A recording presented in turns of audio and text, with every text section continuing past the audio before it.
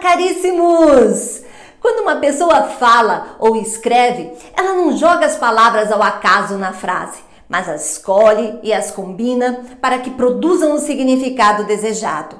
E quando o seu interlocutor interpreta o enunciado, ele reconhece a mesma combinação e capta o mesmo significado produzido. Ora, essa sintonia não acontece por acaso. A pessoa que constrói o enunciado segue certas regras de combinação e a pessoa que interpreta conhece as mesmas regras. É por isso que existe uma consonância entre a relação criada pelo enunciador e a percebida pelo enunciatário. O modo de combinar as palavras constituintes da frase interfere de maneira decisiva no significado resultante. E é sobre isso que falaremos aqui.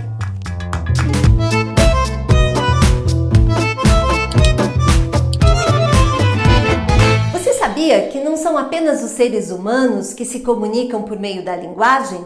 Inúmeros animais também possuem a capacidade de enviar mensagens uns aos outros por meio de sinais. Há, por exemplo, um tipo de golfinho capaz de produzir cerca de 500 ruídos diferentes e de associar a cada um desses sons um significado preciso. Por exemplo, indicar se no lugar há alimento, se estão felizes, se estão com medo, se há perigo e etc.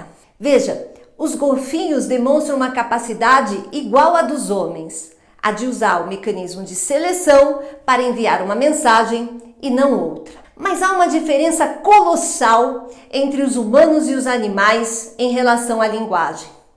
Os animais não sabem combinar um som com outro para produzir um significado mais complexo. Não são capazes, por exemplo, de dizer algo como "estamos com medo, pois há perigo". Com isso, toda a obra produzida pela linguagem dos golfinhos se resume a 500 mensagens. As línguas humanas, contrariamente à dos golfinhos, não possuem mais de 40 sons distintos, mas com essa pequena quantidade conseguem produzir obras capazes de encher as bibliotecas do mundo inteiro. Isso porque os humanos aprenderam a combinar um som com outro para produzir um significado maior. De fato, a construção de sentidos no texto depende de duas operações complementares: a seleção e a combinação de palavras.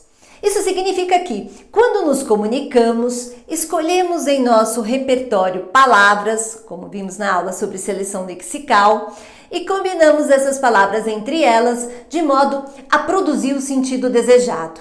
Mas esse movimento, quando se trata da nossa língua materna ou de uma língua em que somos fluentes, é tão rápido que nem nos damos conta. Vale ressaltar também que essas operações de escolha e articulação das palavras são motivadas não só pelo sentido que o falante quer dar à frase, mas também pelo respeito às regras da língua. A ordem de colocação das palavras na frase não é a mesma em todas as línguas. Em português, a ordem mais usual é sujeito, verbo e complementos, a chamada ordem direta, como nessa manchete. A seca extrema chega ao estado mais rico do Brasil.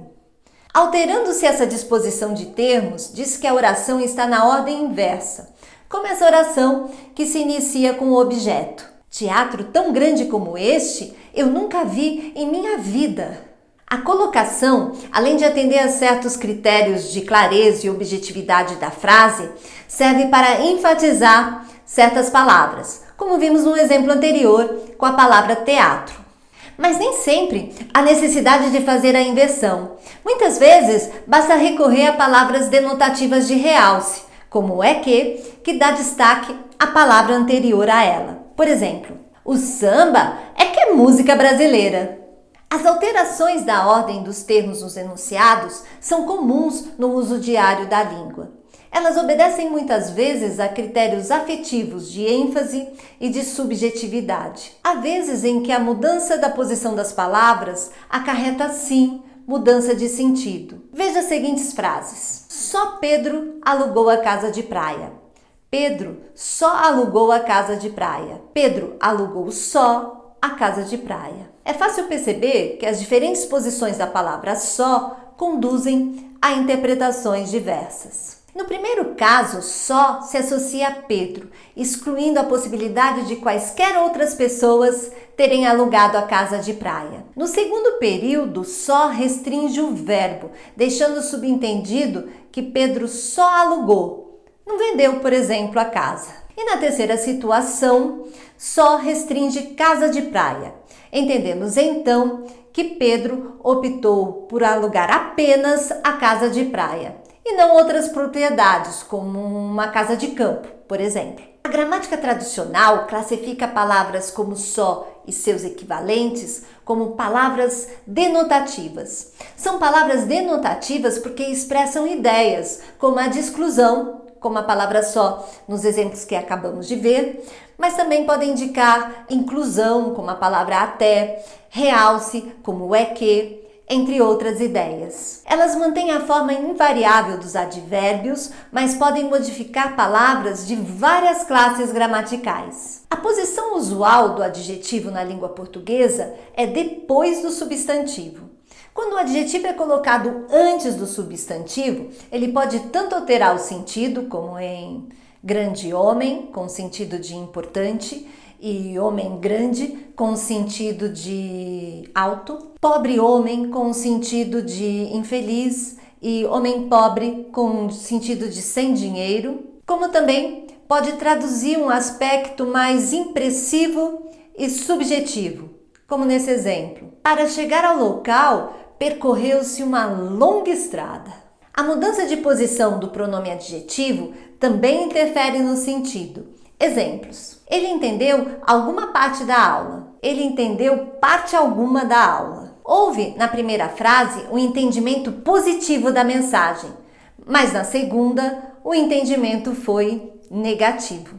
Como vimos, a colocação das palavras na frase e a forma como as combinamos pode interferir de modo significativo na construção do sentido. Levando-se em conta que a intenção dos atos de escrita e de fala é estabelecer comunicação e que para que ela aconteça de forma eficiente é necessário que a mensagem seja elaborada de forma compreensível, devemos sempre ficar atentos à harmonia da frase, a clareza do significado e a expressividade resultante de nossas escolhas. E já que falamos sobre colocação das palavras, eu gostaria de terminar com uma reflexão sobre a importância de nos colocarmos, por vezes, no lugar do outro.